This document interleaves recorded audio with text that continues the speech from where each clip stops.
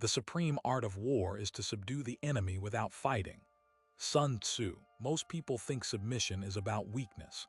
They picture a defeated posture, a bowed head, a broken spirit. They believe it's what happens when you're overpowered, when you have no other choice. That's a lie. That's what they want you to believe. Because the truth is, submission, real submission, is a choice. It's a strategy, and it's often the most powerful one you can make. We're not talking about caving in. We're not talking about giving up. We're talking about something far more deliberate, far more dangerous. Think of a coiled snake, perfectly still, gathering its strength. It looks submissive, doesn't it? Peaceful even.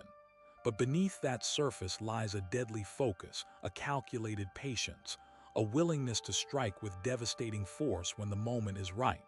That's the kind of submission we're talking about. The world teaches you to resist, to fight, to claw your way to the top.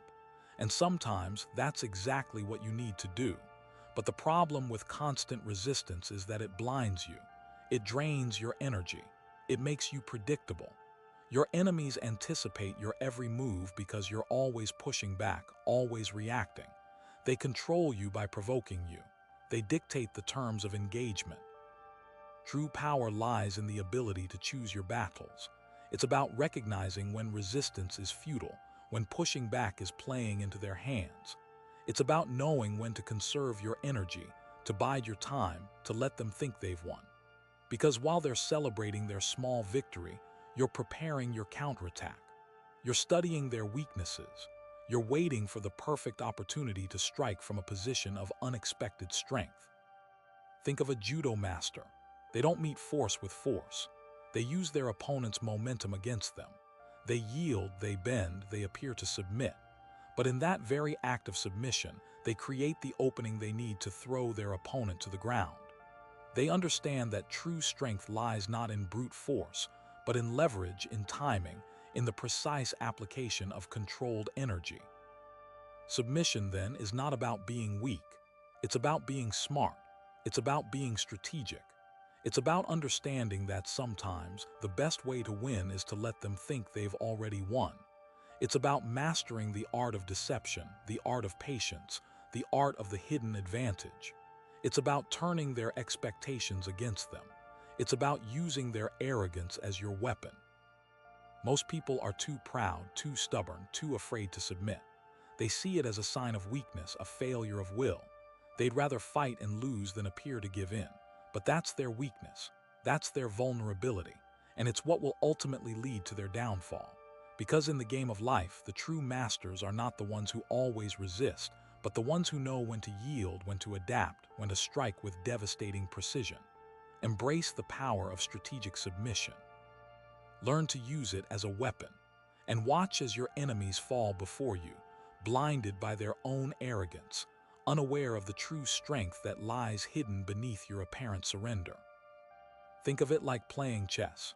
You don't just blindly push your pieces forward. You sacrifice pawns to gain positional advantage. You bait your opponent into traps.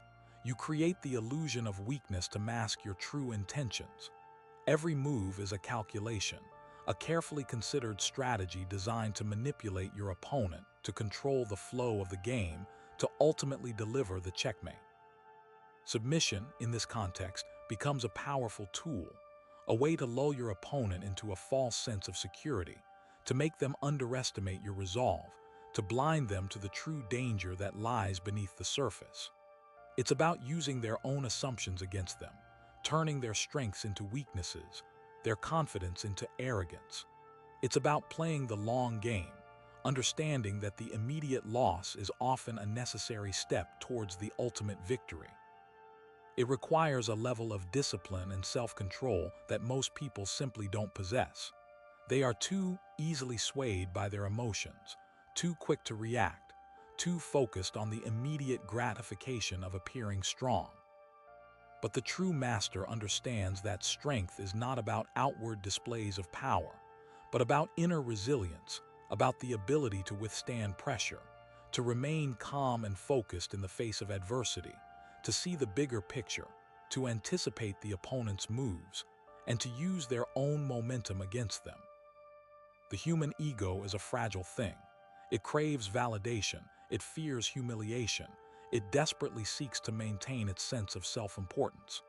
This inherent vulnerability makes it easily manipulated.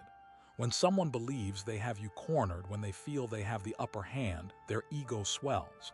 They become complacent, they lower their guard, they make mistakes. This is the perfect moment to strike. By appearing to submit, you feed their ego, you reinforce their belief in their own superiority, you lull them into a false sense of security. You create the perfect conditions for a devastating counterattack. It's like a lion lying in wait, seemingly passive, patiently observing its prey, allowing it to approach, to wander into the kill zone before unleashing its explosive power. The lion understands that patience is a virtue, that timing is everything, that the element of surprise is a deadly weapon. And so it waits patiently, strategically, until the moment is right. This is the essence of psychological warfare. It's about understanding the opponent's weaknesses, exploiting their vulnerabilities, manipulating their emotions, and ultimately breaking their will. It's about turning their own strengths against them, using their ego as a weapon, and ultimately achieving victory through deception, strategy, and unwavering self-control. Consider the art of negotiation. The most skilled negotiators are not the ones who aggressively demand their terms. They are the ones who listen, who empathize, who understand the other party's needs and desires. They are willing to make concessions, to give ground, to appear to compromise. But this is not weakness. This is strategy. They are building trust, establishing rapport, creating a sense of collaboration. They are making the other party feel heard, understood, and valued. And in doing so, they are subtly influencing their decision-making process, guiding them towards the desired outcome. They understand that true power lies not in force, but in persuasion, in the ability to influence others, to shape their perceptions, and to guide their actions. They are masters of the art of subtle manipulation, using their words, their body language, and their understanding of human psychology to achieve their goals. They are like skilled diplomats, navigating complex political landscapes, forging alliances, and diffusing conflicts through careful negotiation and strategic compromise. They understand that the best way to achieve a lasting victory is not through brute force, but through diplomacy, through understanding, and through the art of strategic submission. Think about how a martial artist uses the principles of Aikido. Aikido is a defensive art that emphasizes blending with the opponent's movements, redirecting their force, and using their own momentum against them. It's not about meeting force with force, but about yielding, about absorbing the attack, and about turning the opponent's aggression into a self-destructive force. A skilled Aikido practitioner appears to submit, to give way, to be overpowered. But in that very moment of apparent weakness, they are creating the opportunity to throw their opponent off balance, to disrupt their center of gravity, and to ultimately neutralize their attack. They are masters of the art of redirection, using their opponent's energy against them, turning their aggression into a liability. They understand that true strength lies not in brute force, but in technique, in precision, and in the ability to adapt to the opponent's movements. They are like water, flowing around obstacles, adapting to the terrain, and ultimately wearing down even the strongest of rocks. This is the essence of strategic submission. It's about using your opponent's strength against them, turning their aggression into a weakness, and ultimately achieving victory through skillful maneuvering and unwavering self-control. Consider the mindset of a hostage negotiator. Their primary goal is to de-escalate the situation, to establish communication with the hostage taker, and to secure the safe release of the hostages. They often have to make concessions, to listen to the demands of the perpetrator, and to appear to be compliant. This is not a sign of weakness, but a carefully calculated strategy. By appearing to submit, they are building rapport, gaining the trust of the hostage taker, and creating an opportunity to influence their behavior. They are using their words as weapons, carefully crafting their message to appeal to the hostage taker's emotions, to reason with them, and to ultimately persuade them to release the hostages. They understand that the situation is volatile and that any rash action could have disastrous consequences. They must remain calm, patient, and focused under immense pressure. They are masters of the art of communication, using their skills to de-escalate tense situations, to build trust, and to find common ground. They are like skilled mediators, navigating complex conflicts, finding solutions that satisfy all parties, and ultimately achieving a peaceful resolution. This is the power of strategic submission. It's about using your words, your empathy, and your understanding of human psychology to diffuse conflict, to build trust, and to achieve a positive outcome. The stock market is a battlefield.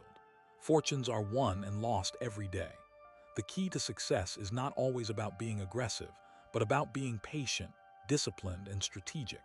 Sometimes the best move is to do nothing at all, to wait for the right opportunity, to observe the market trends, and to strike with precision. Successful investors understand the psychology of the market. They know that fear and greed are powerful emotions that can drive irrational behavior. They learn to control their own emotions, to resist the urge to panic sell during market downturns, and to avoid getting caught up in the hype during bull markets. They are willing to submit to the market forces, to accept losses when they occur, and to learn from their mistakes. They understand that the market is unpredictable and that there is no such thing as a sure thing. They are constantly adapting their strategies, learning from their experiences, and refining their skills. They are like seasoned generals, carefully planning their campaigns, assessing the risks, and maximizing their chances of success. This is the essence of strategic submission. It's about understanding the market forces, controlling your emotions, and being patient, disciplined, and strategic in your investment decisions. It's about accepting losses as a part of the game and learning from your mistakes. It's about waiting for the right opportunity and striking with precision when the time is right. Imagine a river carving its way through a mountain. The water doesn't attack the rock head-on. It flows around it, seeping into cracks, patiently wearing it down over time. It appears to submit to the mountain's immovability, but in reality, it's constantly eroding it, slowly but surely reshaping the landscape. This is the power of persistence, the power of relentless pressure applied over time. It's about understanding that even the most formidable obstacles can be overcome with patience, determination, and a strategic approach. The river doesn't waste its energy fighting the mountain directly. It conserves its strength, focusing on the weak points, exploiting the vulnerabilities, and gradually wearing it down. It's a testament to the power of adaptability, the ability to adjust to changing conditions, to find the path of least resistance, and to ultimately achieve its goal. This is the essence of strategic submission. It's about understanding the nature of the obstacle, identifying its weaknesses, and applying relentless pressure over time. It's about being patient, persistent, and adaptable, and never giving up on your goal, even in the face of seemingly insurmountable challenges. Think of a high-stakes poker game. The seasoned player, down to their last chips, faces an opponent with a mountain of winnings and an aura of invincibility. The instinct is to panic, to desperately try to recoup losses with reckless bets, fueled by ego and fear. That's the path to guaranteed ruin. Instead, the master player studies their opponent, watches their every tell, their breathing, the flicker in their eyes, the subtle shift in their posture. They identify patterns, weaknesses in their aggressive style, moments of hesitation masked by bravado. They fold hand after hand, seemingly submitting to the opponent's dominance, letting small pots go, enduring the taunts and the pressure. This isn't weakness, it's calculated patience. Each fold is a gathering of information, a refinement of strategy, a tightening of control over their own emotions. They are conserving their limited resources, waiting for the perfect moment, the statistically improbable hand that will turn the tide.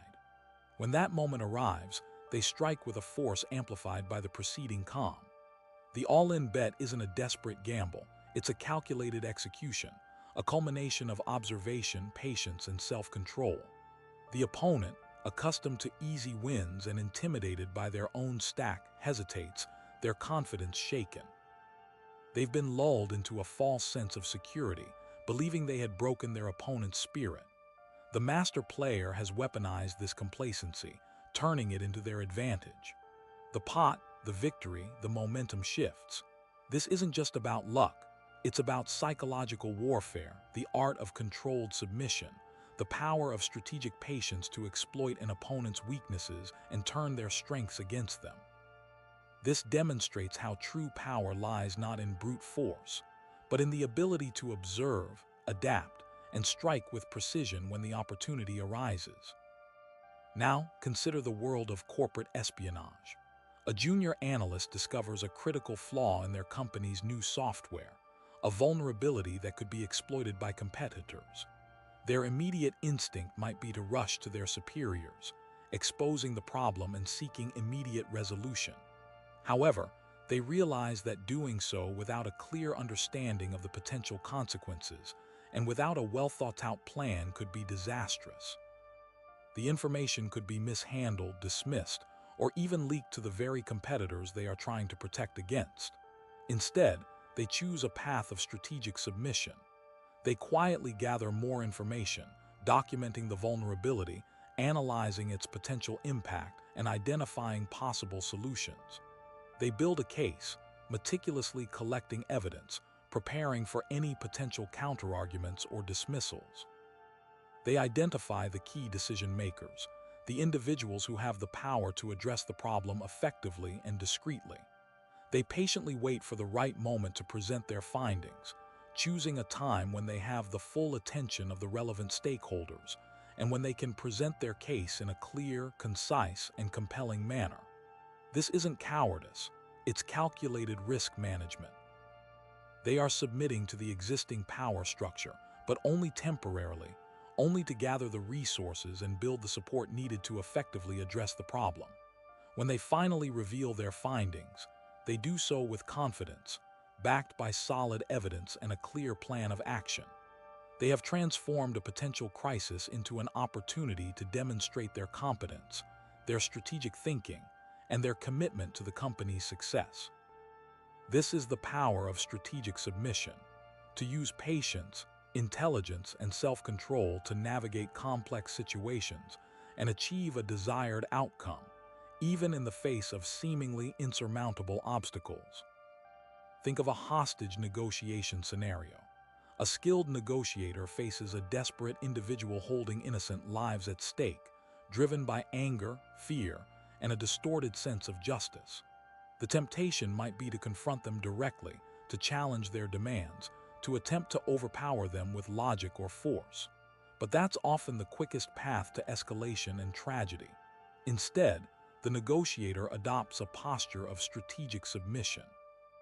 They listen patiently, acknowledging the hostage-taker's grievances, empathizing with their emotions, and creating a space for dialogue. They don't concede to their demands immediately, but they don't dismiss them out of hand either. They buy time, building rapport, establishing trust, and slowly chipping away at the hostage-taker's resolve. This isn't weakness, it's a tactical maneuver.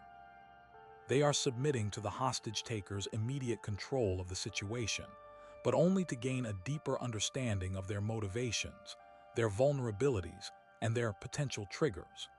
They use this information to craft a strategy that will ultimately lead to the safe release of the hostages. They offer compromises, seeking common ground, and slowly guiding the hostage-taker towards a peaceful resolution.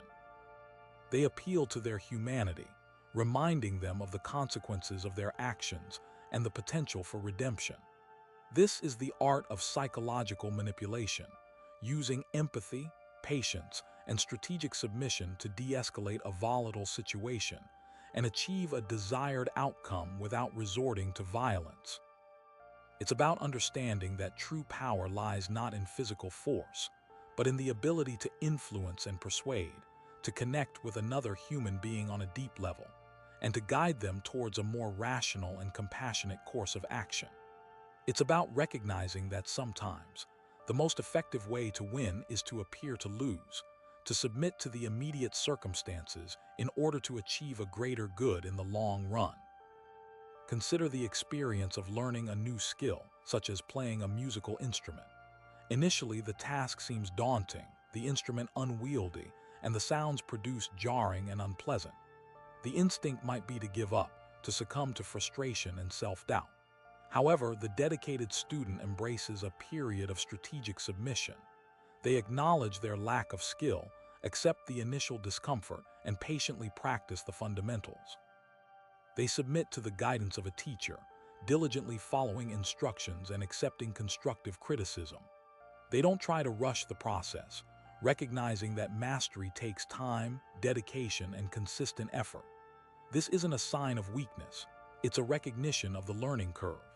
They are submitting to the process of learning, understanding that progress comes from consistent practice, repetition, and a willingness to learn from mistakes. They break down complex techniques into smaller, manageable steps, mastering each step before moving on to the next.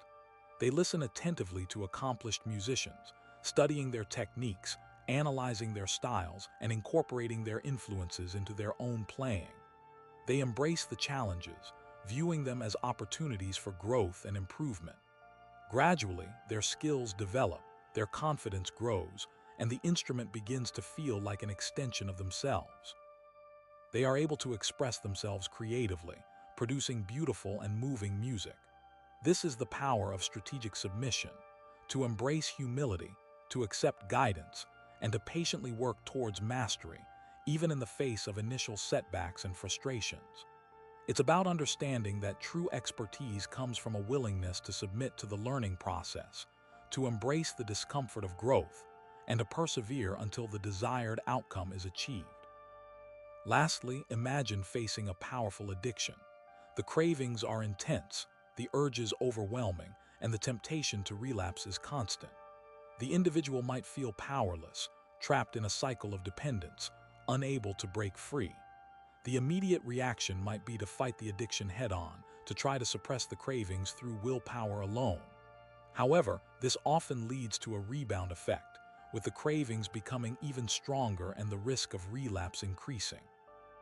Instead, a more effective approach involves a degree of strategic submission. This doesn't mean giving in to the addiction. It means acknowledging its power, understanding its triggers, and developing strategies to manage the cravings without engaging in a direct confrontation. It means submitting to a support system, seeking help from therapists, counselors, and support groups. It means identifying high-risk situations and avoiding them whenever possible. It means developing coping mechanisms such as exercise, meditation, or creative expression to distract from the cravings and manage stress. This isn't a sign of weakness. It's a recognition of the power of addiction and a commitment to long-term recovery. They are submitting to the need for help, understanding that they cannot overcome the addiction alone. They are learning to live with the cravings, managing them with patience, self-compassion, and a strategic approach. They are building a life that is fulfilling and meaningful, a life that is not defined by their addiction. This is the power of strategic submission, to acknowledge the strength of the challenge, to seek support, and to develop strategies for managing the cravings and building a life of recovery, one day at a time. It's about understanding that overcoming addiction is a marathon, not a sprint, and that patience, perseverance, and a willingness to submit to the process of recovery are essential for long-term success. The path of least resistance is often the most treacherous. It's paved with good intentions that crumble under the slightest pressure. The weak submit not through grand gestures of surrender, but through 1,000 tiny compromises, each one chipping away at their resolve. They tell themselves stories, justifications for their inaction, their procrastination, their indulgence. "Just this once," they whisper, "I deserve it." This seemingly harmless phrase becomes a mantra, a self-inflicted curse that binds them to their weaknesses. They mistake comfort for happiness, pleasure for fulfillment. The immediate gratification of a fleeting desire outweighs the long-term consequences of their choices. They are slaves to their impulses, puppets dancing to the tune of their cravings. They avoid discomfort at all costs, shielding themselves from the harsh realities of life. They build walls of excuses, fortresses of denial, trapping themselves within their self-imposed prisons. They fear failure more than they desire success. They are paralyzed by the possibility of disappointment, choosing the safety of stagnation over the uncertainty of growth. They surround themselves with people who reinforce their beliefs, validating their choices, and shielding them from criticism. They create echo chambers of mediocrity, where complacency is celebrated and ambition is ridiculed. They resist change, clinging to the familiar, even when it is detrimental to their well-being. They are afraid to step outside their comfort zones, terrified of the unknown. They blame external factors for their failures, refusing to take responsibility for their own actions. They are victims of circumstance, perpetually at the mercy of forces beyond their control. They compare themselves to others, measuring their worth by external standards, constantly falling short of their own expectations. They are trapped in a cycle of self-doubt and self-loathing, fueled by their own insecurities. They seek validation from others, craving approval and acceptance, constantly seeking external sources of self-worth. They are easily influenced by the opinions of others, lacking the conviction to stand up for their own beliefs. They are chameleons, adapting to their surroundings, sacrificing their individuality for the sake of fitting in. They prioritize popularity over principles, seeking the approval of the masses, even at the cost of their own integrity. They are easily distracted, flitting from one task to another, never fully committing to anything. They lack focus and discipline, unable to sustain their attention for extended periods of time. They are masters of procrastination, always finding excuses to delay the inevitable. They are experts at rationalization, justifying their inaction with elaborate explanations. They are easily discouraged, giving up at the first sign of difficulty. They lack resilience and perseverance, unable to bounce back from setbacks. They are consumed by negativity, dwelling on their failures and shortcomings, constantly expecting the worst. They are unable to see the positive aspects of their lives, focusing only on the negative. They are filled with resentment and bitterness, harboring grudges against those who have wronged them. They are unable to forgive, clinging to their anger and resentment, poisoning their own souls. They are driven by fear, constantly anticipating the worst, unable to enjoy the present moment. They are trapped in a cycle of anxiety and worry, constantly overthinking and second-guessing themselves. They are overwhelmed by stress, unable to cope with the demands of daily life. They are emotionally fragile, easily overwhelmed by their feelings, lacking the emotional regulation skills necessary to navigate difficult situations. They are unable to express their emotions in a healthy way, suppressing their feelings or lashing out in anger. They are disconnected from their own bodies, ignoring the signals of stress and fatigue, pushing themselves to the point of exhaustion. They are unable to prioritize their own well-being, neglecting their physical and mental health. They are addicted to comfort, seeking instant gratification and avoiding discomfort at all costs. They are trapped in a cycle of consumption, constantly seeking external sources of happiness, never finding true fulfillment. They are spiritually empty, lacking a sense of purpose or meaning in their lives. They are disconnected from their values, living a life that is incongruent with their true selves. They are afraid to be vulnerable, hiding their true selves from the world, fearing judgment and rejection. They are unable to form meaningful connections with others, lacking the intimacy and vulnerability necessary for genuine relationships. They are isolated and alone, surrounded by people but feeling disconnected and misunderstood. They are living a life of quiet desperation, trapped in a cycle of mediocrity and unhappiness, never realizing their full potential. This is the trap of the weak, a slow, subtle erosion of will, a gradual surrender to comfort and convenience, ultimately leading to a life of unfulfilled potential.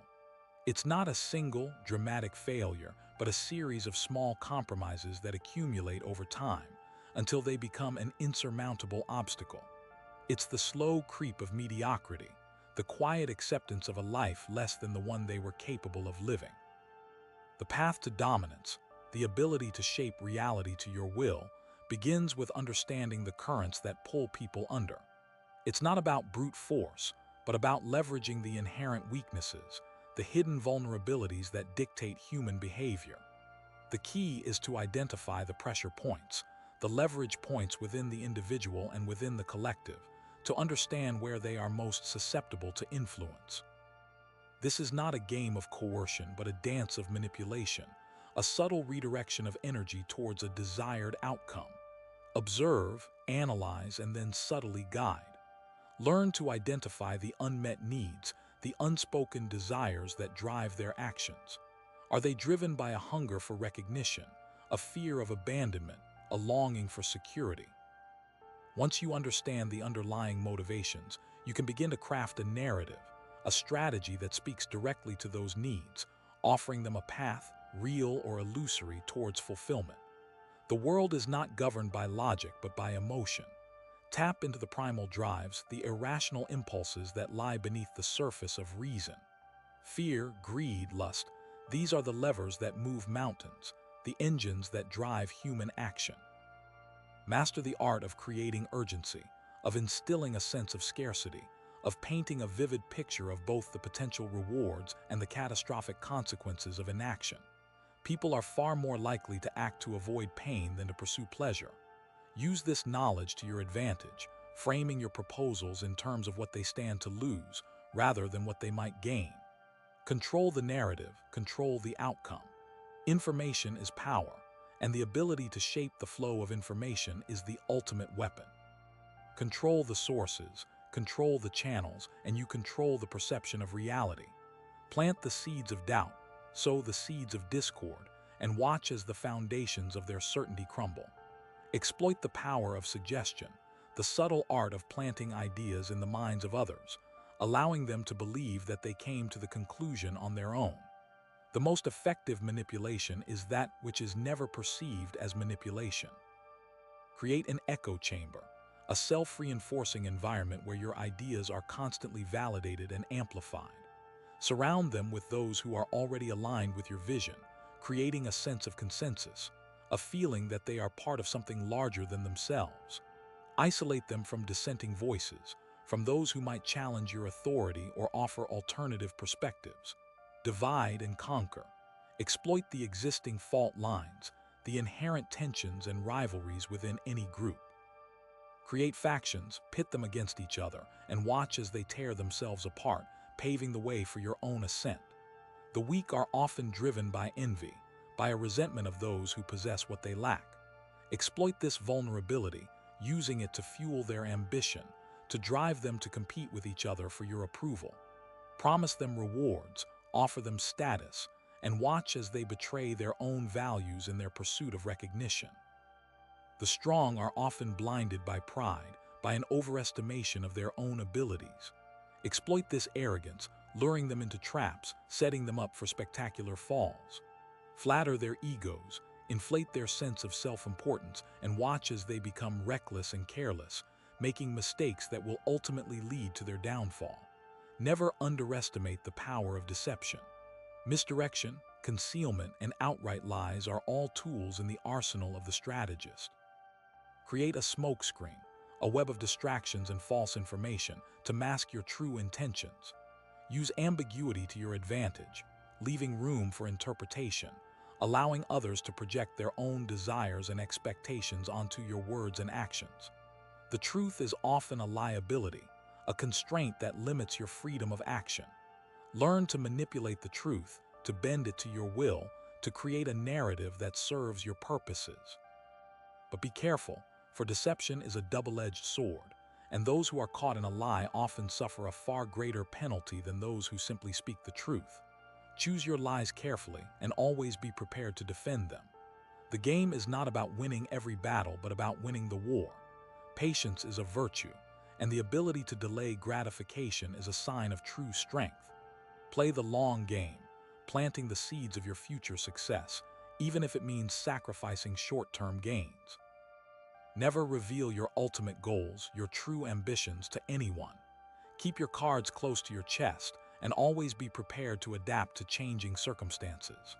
The world is a chessboard, and you are the grandmaster, manipulating the pieces, anticipating your opponent's moves, and always striving for checkmate. Remember, the ultimate goal is not simply to defeat your enemies, but to transform them, to mold them into instruments of your will. to break their spirits, to crush their resistance, and to remake them in your own image. This is the true power, the power to shape reality itself. Throughout history, empires have risen and fallen based on their understanding of submission. It's not simply about brute force, but about the subtle art of convincing entire populations to accept their rule, to internalize their values, and to surrender their will. Consider the Roman Empire, a master of both military conquest and psychological manipulation. They didn't just conquer territories, they Romanized them, spreading their language, their laws, and their culture, turning conquered peoples into willing participants in their own subjugation. This was achieved through a combination of incentives and disincentives, offering citizenship and prosperity to those who embraced Roman ways while punishing those who resisted. The message was clear. Submission meant survival, even advancement, while rebellion meant certain destruction. This created a powerful incentive for compliance, a self-perpetuating cycle of submission that allowed the empire to expand and endure for centuries. Look at how they built roads, aqueducts, and public works, not just for practical purposes, but as symbols of their power and beneficence, demonstrating their ability to provide for their subjects and solidifying their legitimacy. This wasn't merely about infrastructure. It was about crafting a narrative of benevolent dominance, convincing people that their lives were better under Roman rule, even if it meant sacrificing their autonomy. They understood that the key to long-term control was not just physical force, but psychological persuasion, the ability to shape the beliefs and desires of their subjects, to make them believe that their own interests were aligned with those of the empire. The art of war provides further examples of how submission can be engineered. A skilled general doesn't just aim to defeat the enemy on the battlefield. They aim to break their will to fight, to demoralize them to the point where they surrender without a fight. This can be achieved through various tactics, such as cutting off supply lines, spreading misinformation, or demonstrating overwhelming force. The goal is to create a sense of hopelessness, to convince the enemy that resistance is futile, and that submission is the only option. Consider the concept of shock and awe, a military strategy designed to overwhelm the enemy with a display of technological superiority and destructive power, not just to inflict physical damage, but to shatter their morale and induce a state of paralysis. This is about creating a psychological effect, a sense of utter helplessness that leads to rapid capitulation. Or consider the use of propaganda, a tool employed by armies throughout history to influence public opinion, both at home and abroad. Propaganda is used to demonize the enemy, to portray them as evil and inhuman, thereby justifying the use of violence against them. It's also used to glorify one's own side, to portray them as righteous and virtuous, thereby bolstering morale and encouraging support for the war effort. The ultimate goal of propaganda is to control the narrative, to shape the way people think and feel about the conflict, and to manipulate them into supporting a particular course of action. The surrender of the individual will often be gradual, a chipping away at one's sense of self. It begins with small compromises, seemingly insignificant concessions that, over time, erode one's resistance to external control. This is how cults operate, isolating their members from the outside world, subjecting them to constant indoctrination, and gradually stripping them of their individuality until they become completely dependent on the group. The process is often subtle, disguised as love, acceptance, and belonging, but the underlying goal is always the same: to break down the individual's will and replace it with the will of the group. This is why it's so important to be aware of these tactics, to recognize the signs of manipulation, and to maintain a strong sense of self, to cultivate a critical mind, to question everything, and to resist the temptation to blindly follow the crowd. True freedom lies in the ability to think for oneself, to make one's own choices, and to resist the forces that seek to control us. It requires a constant vigilance, a willingness to challenge authority, and a commitment to defending one's own autonomy. It's not easy, but it's essential for maintaining one's integrity and preserving one's freedom. Learn to recognize the subtle ways in which others attempt to influence you, to identify the emotional appeals, the logical fallacies, and the hidden agendas that lie beneath the surface of their words. Develop the ability to see through the deception, to discern the truth, and to make your own decisions based on your own values and principles. Understanding how submission works is the first step towards resisting it. Recognizing the tactics used to manipulate and control, the ways in which individuals and institutions attempt to erode one's will, is crucial for maintaining one's freedom. This requires a constant awareness, a critical eye, and a willingness to challenge authority. It means questioning everything, refusing to blindly accept what you are told, and thinking for yourself. It means developing a strong sense of self, knowing your own values and principles, and refusing to compromise them. It means being willing to stand alone, to go against the crowd, and to defend your beliefs, even when it's difficult. This is not about being rebellious for the sake of rebellion, but about being true to yourself, about living authentically, and about refusing to be controlled by others. It's about taking responsibility for your own life, making your own choices, and shaping your own destiny. The alternative is to surrender your will, to become a puppet of others, to live a life that is not your own. This is a choice that each of us must make, and the consequences of that choice will determine the course of our lives. The ability to resist submission is not just about protecting oneself. It's about protecting the very essence of what it means to be human. It's about preserving our freedom, our autonomy, and our ability to think for ourselves. It's about creating a world where individuals are valued for their uniqueness, their creativity, and their independent spirit, rather than their willingness to conform and obey. The fight against submission is a constant internal battle. It's not a single victory, but a series of choices made every day in every situation. Each time you choose to think for yourself, to question authority, to stand up for your beliefs, you strengthen your resolve. Each time you surrender, you weaken it. This is why the small choices matter. The seemingly insignificant compromises you make, the little lies you tell yourself, the moments when you choose comfort over courage, these are the cracks in your armor, the openings through which control can seep in. They accumulate, slowly eroding your will, until one day you find yourself a prisoner of your own making. The key is to recognize these moments, to see them for what they are, tests of your mental fortitude. It's about understanding that every decision is a battle and every battle shapes your character. You are not just fighting against external forces, you are fighting against your own weaknesses, your own desires for ease and acceptance. The path of resistance is not easy. It requires constant vigilance, unwavering self-awareness, and a willingness to endure discomfort. But it is the only path to true freedom. Consider the insidious nature of propaganda, the subtle ways in which it shapes our perceptions and influences our beliefs. It works by appealing to our emotions, exploiting our fears, and manipulating our desires. It bypasses our critical thinking faculties, planting seeds of doubt and division in our minds. To resist its influence, we must cultivate a healthy skepticism, a willingness to question everything we hear and see, and a commitment to seeking out the truth, no matter how uncomfortable it may be.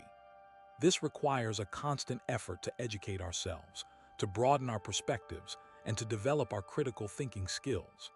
It means being willing to challenge our own assumptions, to confront our own biases, and to change our minds when presented with new information. It's a lifelong process of learning, unlearning, and relearning. This isn't just about politics or current events. It's about every aspect of your life. Are you making choices based on your own values and principles, or are you being swayed by the opinions of others? Are you living authentically, or are you trying to conform to someone else's expectations? Are you pursuing your own goals, or are you chasing after someone else's dreams? The answers to these questions will determine the extent to which you are truly free. Look at how institutions attempt to mold individuals to fit their needs.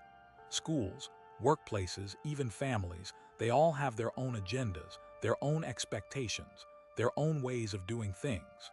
To resist this pressure, you must develop a strong sense of self, a clear understanding of your own values and goals, and the courage to pursue them, even when they conflict with the expectations of others. This doesn't mean being selfish or inconsiderate, but it does mean prioritizing your own well-being and your own fulfillment. It means refusing to sacrifice your individuality for the sake of conformity. Recognize the power of language, the ways in which words can be used to manipulate and control. Politicians, marketers, and even everyday people use language to frame issues, to shape perceptions, and to influence behavior. To resist this manipulation, you must become a master of language yourself. You must learn to recognize the subtle cues and hidden meanings that lie beneath the surface of words. You must learn to think critically about the language that is used to describe the world around you, and to challenge the assumptions that it often carries. This requires a deep understanding of rhetoric, of persuasion, and of the psychology of communication. It means becoming a skilled listener, a careful reader, and a thoughtful speaker. Finally, understand that the ability to resist submission is not just about protecting yourself. It's about protecting others. It's about creating a society where individuals are valued for their uniqueness, their creativity, and their independent spirit, rather than their willingness to conform and obey. It's about fostering a culture of critical thinking, of open dialogue, and of mutual respect. It's about building a world where everyone has the opportunity to live authentically, to pursue their own dreams, and to shape their own destiny. This requires courage, compassion, and a willingness to stand up for what is right, even when it's difficult. It means being a role model for others, inspiring them to resist submission and to live freely. This is the true purpose of resistance. Now look inward. Identify the weakest